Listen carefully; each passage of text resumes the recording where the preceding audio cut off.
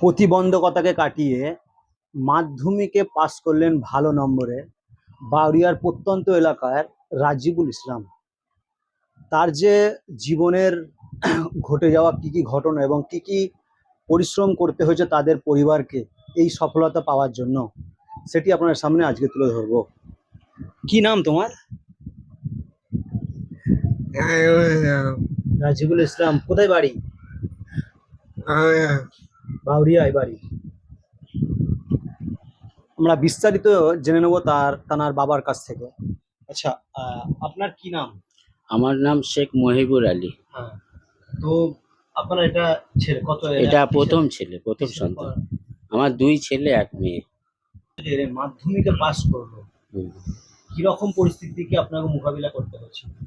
আমাকে প্রচণ্ড পরিশ্রম করতে হয়েছে। মাস্টারমশাইদের কথা মতো ওকে নিয়ে যাওয়া, স্কুলে নিয়ে যাওয়া, নিয়ে আসা, কোলে করে চাগিয়ে। ওদের ট্রেন ক্লাসটা ছিল 3 তলার উপরে, সিঁড়ি দিয়ে নিয়ে যাওয়া নিয়ে আসা, এটা করতে হয়েছে। পরীক্ষার দিনে নিয়ে গিয়ে সারাদিন ওর সঙ্গে থাকতে হয়েছে। ও ও যেগুলো লিখতে পারেনি মাস্টারমশাইরা আমাকে বলেছিলেন আমি লিখে দিতাম। এইভাবে আমি লিখে দিতাম, মাস্টারমশাইরা বলতেন হ্যাঁ আপনি ওর হয়ে আপনি লিখে দিন। এইভাবে করে প্রতিটা ডেটে নিয়ে গিয়ে সব পরীক্ষাগুলো দিয়েছি। আর আমার ওয়াইফও আমার সঙ্গে গিয়ে হেল্প করেছেন পরীক্ষা হলে।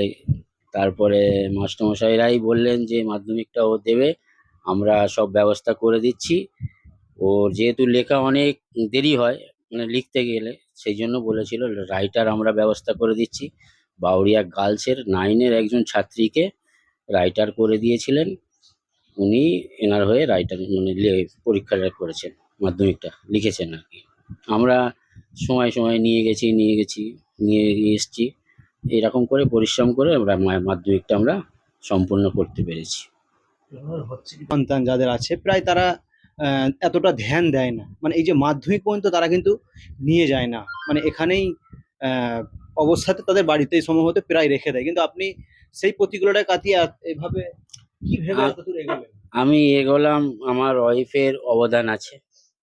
আমার শ্বশুর বাড়ি সকলে শিক্ষিত, উচ্চশিক্ষিত আমার শ্বশুর বাড়ির ফ্যামিলি। আমার ভাইরা ভাই বলুন, বড় ভাইরা ভাই, মেজো ভাইরা ভাই, ওনাদের ছেলেরা ডাক্তার, ইঞ্জিনিয়ার সব। সেই হিসাবে আমাকে তাদের সঙ্গে একটু আমার ওয়াইফও চাইতেন যে আমারও ছেলে মানে লেখাপড়া শিখুক বা শিক্ষিত হোক। সেই জন্য তাদের প্রেরণার কিছুটা পেয়েছি। এবং আমাদের স্কুলের সন্দীপ স্যার বলে আছেন, হেডমাস্টার মশাইয়ের পরিবর্তে রিটায়ার হওয়ার পরে উনি হেডমাস্টার ছিলেন, ওনার প্রেরণা পেয়েছি। এবং জাহির স্যার বলে একজন ছিলেন, উনিও প্রচণ্ড হেল্প করেছেন। নইলে আমি মধ্যেখানে ভেবেছিলাম যে এত কষ্ট করে আর পড়াবো না, কিন্তু স্যারেরা বললেন না, আপনি যেভাবে প্রথম থেকে 5 থেকে দেখলাম আপনাকে যেভাবে কষ্ট করে নিয়ে আসছেন, অন্য কোনো বাবা আপনার মতো করবে না। আপনি আপনি চালিয়ে যান, আমরা আপনার সঙ্গে আছি।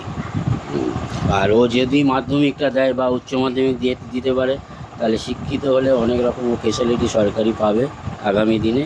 আপনি কিন্তু বন্ধ করবেন না, আপনি চালিয়ে যান, আমরা আপনার সঙ্গে আছি, সব আমরা ব্যবস্থা করব, আমরা দায়িত্ব নেব। কোন স্কুল থেকে মাধ্যমিক? হ্যাঁ, কোন স্কুল থেকে? বাউরিয়া খাজুরি হাই স্কুল থেকে, খাজুরি হাই স্কুল থেকে মাধ্যমিক দিয়েছে। হিন্দি হাই স্কুলে আমাদের সিট পড়েছিল, ওখানেই মাধ্যমিক। সবথেকে বেশি অনুপ্রাণিত কার থেকে হয়েছে? আমাদের মাস্টারদের থেকেই হয়েছে। মাস্টারদের পরিবারের কার থেকে হয়েছে? পরিবার আমার ওয়াইফের থেকে হয়েছে। পরবর্তীতে কি পরিকল্পনা রয়েছে আপনার সন্তানকে নিয়ে?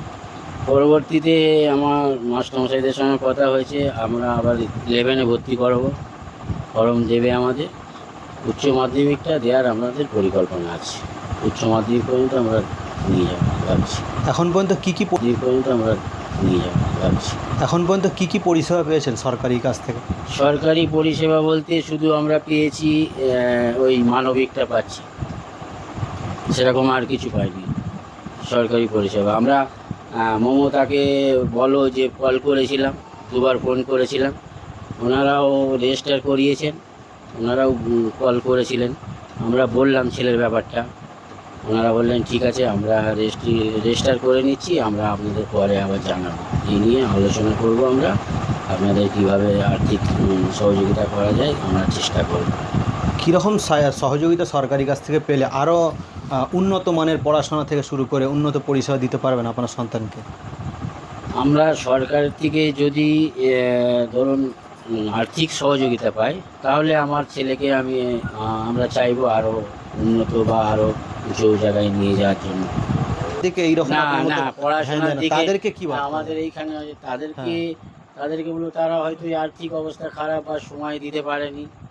আমরা যেরকম পেরেছি, যেভাবে পেরেছি, সকলে পারেনি হয়তো, যার জন্য তারা এই জায়গায় আসতে পারেনি, মাধ্যমিক দিতে পারেনি, তাদের ছেলেমেয়েরা লেখাপড়ায় অত গুরুত্ব দেয়নি।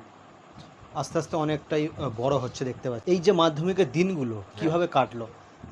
মাধ্যমিকের দিনগুলো ব্যবসা, পরীক্ষা দিতে আমার গেছে, আমার হ্যাঁ। আমার ছোটোখাটো দোকান আছে, ব্যবসা আছে, হুম।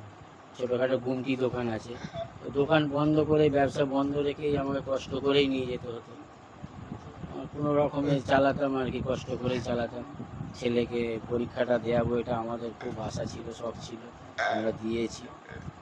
আমরা খুব বুঝে চলি, মানে খুব অপচয় কিছু করি না, একদম সীমিত ইনকাম আমাদের, খুব আমরা হিসাব করেই চলি, কষ্টেই চলি, আমাদের সংসার খুব কষ্টেই চলে। এই ঘরটুকু ছাড়া তো আর কিছু করতে পারিনি। সে ছেলের পেছনেই সময় দিয়ে দিয়েছি আমরা, অন্য বড় ব্যবসা বা কিছু করতে যাব সে সময়। যেখানে আমরা প্রায় দেখে থাকি যে সবল ব্যক্তিরাও কিন্তু মাধ্যমিক পর্যন্ত পৌঁছাতে পারে না, সেখানে দেখলাম একজন প্রতিবন্ধকতাকে কাটিয়ে আজ তিনি মাধ্যমিক দিয়েছে এবং ভালো রেজাল্ট করেছেন। আমাদের চ্যানেলের তরফ থেকেও এই অসংখ্য ধন্যবাদ আপনাদের পরিবারকে। আমাদের পরিবারের পক্ষ থেকে এবং আমার সন্তানের পক্ষ থেকে এবং কৃতজ্ঞ প্রকাশ করি যে আপনারা এই যে খোঁজ খবর নিয়ে এসছেন আমাদের কাছে, এই যে আমার ছেলের খবরটা করছেন, এই জন্য বিশেষ বিশেষ আপনাদের ধন্যবাদ। Thank you.